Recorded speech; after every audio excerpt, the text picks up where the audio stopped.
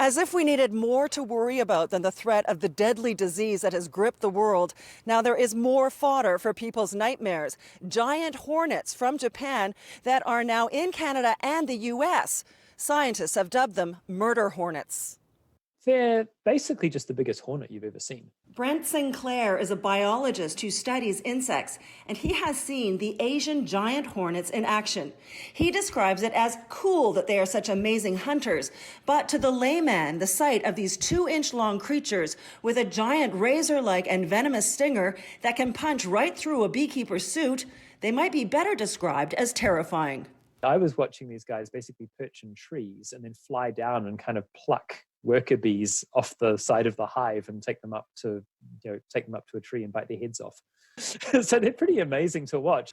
The killer hornets are not inclined to attack humans, although they can be deadly if stung multiple times. The threat is to honeybees, where they've been known to decimate entire colonies in a matter of hours. They rip their heads off and take the thorax for food.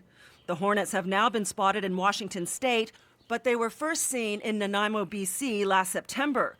Some beekeepers there had been tasked by the BC Ministry of Agriculture with locating and destroying their nest. And during their search, John Holubeshin was stung, and he said the pain was excruciating. Like being physically hit in the chest, kind of like a bruised rib. And that pain persisted for about 16 hours. They looked cartoonish and prehistoric. Like Jurassic Park, something out of Jurassic Park. Bigger than they should be. Many beekeepers are worried about their hives, and there's been concern that these hornets could wipe out the bee population, which is already under siege, if they're allowed to proliferate.